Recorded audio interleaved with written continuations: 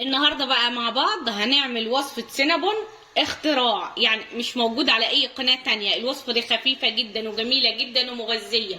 اتمنى بجد وصفتي النهارده تنال اعجابكم. لو عجبتكم الوصفة لايك وشير للفيديو، وتعالوا نسمي بسم الله ونصلي على رسول الله عليه افضل الصلاة والسلام، ونبدأ في الوصفة بتاعتنا. في بولة عندي هنزل بكوباية الا ربع من اللبن او الحليب الدافي، معلقتين كبار من السكر، كيس من الخميرة الفورية، معلقة كبيرة من الدقيق، ودول طبعا ببدأ اقلبهم كده مع بعض. بعد ما قلبناهم بالطريقة دي هغطي عليهم بطبق واسيب معايا الخميرة لحد لما تتفاعل. الخميرة معايا خلاص اتفاعلت. نبدأ ننزل عليها ب3 معالق كبار من المعلقة اللي بناكل بيها، معلقة واحدة كبيرة من الخل، دول بقلبهم كده مع بعض. دلوقتي عندي 3 كوبايات من الدقيق ببدأ انزل بيهم، معلقة كبيرة من الكيك شيف او البيكنج باودر، نص معلقة صغيرة من الملح. ابدأ اقلب البيكنج باودر والملح مع الدقيق من فوق لفوق، وبعد كده بسمي بسم الله الرحمن الرحيم وبنبدأ نعجن العجينة بتاعتنا. الكوباية الا ربع من الحليب يا دوبك بس غلفت الدقيق. عندي هنا نص كوباية من اللبن او الحليب بنزل بيها تدريجي على العجينة زي ما انتم شايفين. بصوا العجينه معايا نزلنا عليها نص الكوبايه التاني، فضل منه معلقه كبيره من اللبن او الحليب، يعني هي خدت معايا بالظبط كوبايه ومعلقتين كبار من اللبن. هعجنها كويس قوي لحد لما تلم وتنضف لي الطبق. العجينه خلاص معايا اتعجنت بالطريقه اللي انتم شايفينها دي. شايفين قد ايه طريه جدا وناعمه معايا. هنبدا نرش رشه من الدقيق في البوله من تحت ورش عليها من فوق، وهبدا اغطيها بكيس بلاستيك والفها بقماشه واسيبها معايا لحد لما تتخمر. العجينه معانا بسم الله ما شاء الله اتخمرت وتضاعف حجمها. هنيجي على الرخامه نبدا نرش رشه من الدقيق، وهنيجي على العجينه نبدا نقطعها لكور كبيره بالطريقه دي. شايفين الكوره؟ وابدا المها كويس قوي من تحت بالطريقه دي واشيل الزياده طبعا، وببدا اقطع الكميه كلها بنفس الحجم. طبعا قطعتهم ل4 كور. هبدا اغطي عليهم واسيبهم بس 5 دقايق يرتاحوا. بعد ما العجينه معانا ارتاحت هنبدا من اول كوره قطعناها، هنيجي على الرخامه نبدا نرش رشه من الدقيق ونحط الكوره ونرش عليها كمان رشه من الدقيق ونبدا نفردها نص فرده. بعد ما فردناها بالطريقه دي نص فرده، شايفين سمكها تخينه ما هياش رقيقه. بركنها كده على جنب وباجي عليها هنا عندي معلقه واحده بس من السمنه، ولازم تبقى ماسكه معاكي بالطريقه دي. ببدا ادهن الطبقات بين كل طبقه والتانيه بالطريقه دي. عندي 4 طبقات هدهن بينهم سمنه، وطبعا بنفردهم كلهم بنفس الحجم عشان يبقوا قد بعض، ما عدا الفطيره الاخيره بنكبرها عنهم. دي اخر فطيره معايا هبدا اغطي بيها ال4 فطاير. طبعا كبرتها في الفرد عن الاولانيين. طبعا هغطي عليهم 5 دقايق وارجع افردهم. عشان السينابون بتاعنا حطيت 5 معالق كبار مليانين بالطريقه دي سكر، هنزل عليهم بمعلقه كبيره مليانه من القرفه وابدا اقلبها مع السكر. دلوقتي هنيجي بحبه حلوين من الدقيق على الرخامه، نبدا نشيل الفطيره بتاعتنا زي ما هي نحطها كده، ونحط عليها حبه كمان من الدقيق من فوق ونبدا نبططها. بعد كده ببدا طبعا افردها. بعد ما فردناها بالطريقه دي ببدا اشيلها كده واقلبها على الوش التاني عشان اللي انتوا شايفينه ده طبقات تتدارى في اللفه. ببدا انفضها كويس قوي من الدقيق وارجع افردها تاني.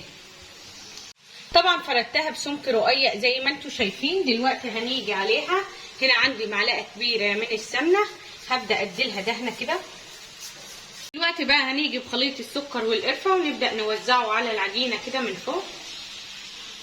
بعد كده هنبدأ نلف العجينة بتاعتنا رول، نبدأ نقفلها كويس بالطريقة اللي انتوا شايفينها دي.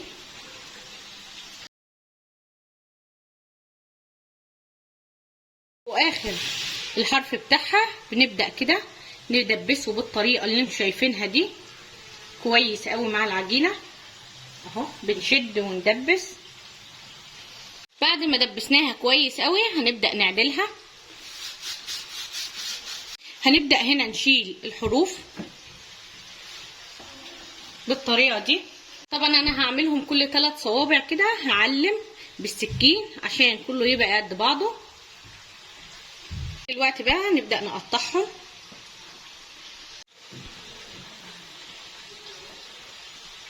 بصوا السينابون بقى، بصوا عاملين ازاي. استنوا بقى لما يستوي مع التوريقه بتاعت السمنه هتلاقيه جميل جدا. عندي هنا صينيه دهناها دهنه زيت، هنبدا نرص فيها السينابون بالطريقه دي. هي دي صينيه السينابون، بس لسه كمان ده الوصفه بتاعتنا للاخر. كملي الوصفه للاخر، اختراع. دلوقتي طبعا هغطي عليهم بالكيس البلاستيك واسيبهم لحد لما يتخمروا ويتضاعف حجمهم.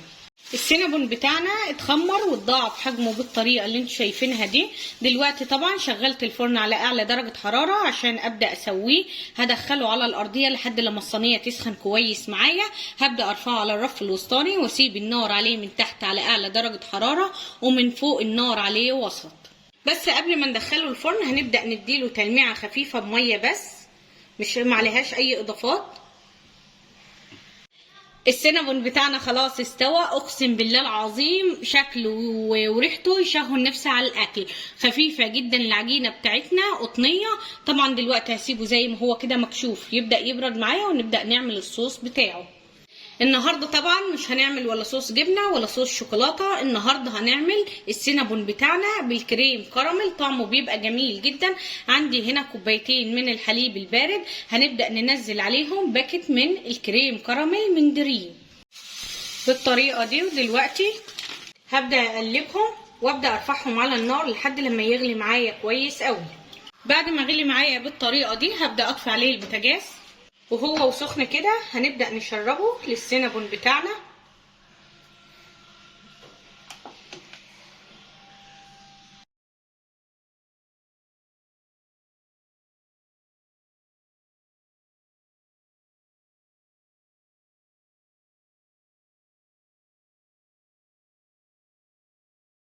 السينابون بتاعنا بعد ما تشرب كمية الكريم كراميل اللي احنا نزلناها له، تعالوا نطلع منه واحدة ونشوف شكله من جوه عامل ازاي.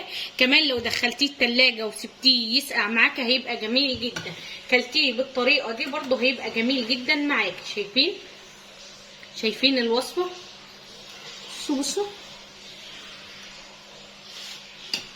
بصوا الوصفة قد ايه جميلة جدا. عندي هنا صوص الكراميل الاقتصادي، عملته كذا مرة معاكم في القناة. هنبدأ ننزل بحب عليه بالطريقة دي. بصوا بقى، بصوا المعجنات بتاعتنا قد ايه هشة وخفيفة جدا. بصوا والله العظيم حاجة تشهي النفس على الأكل، حاجة جميلة جدا. شايفين التوريق وشايفين الطبقات، شايفين معايا العجينة عاملة ازاي. حاجة تشهي النفس على الأكل وطعمه جميل جدا. كمان لما يدخل التلاجة طعمه هيبقى أجمل بكتير. فأتمنى بجد تكون وصفتي للنهاردة عجبتكم. لو عجبتكم الوصفة لايك وشير للفيديو وصلوا على رسول الله.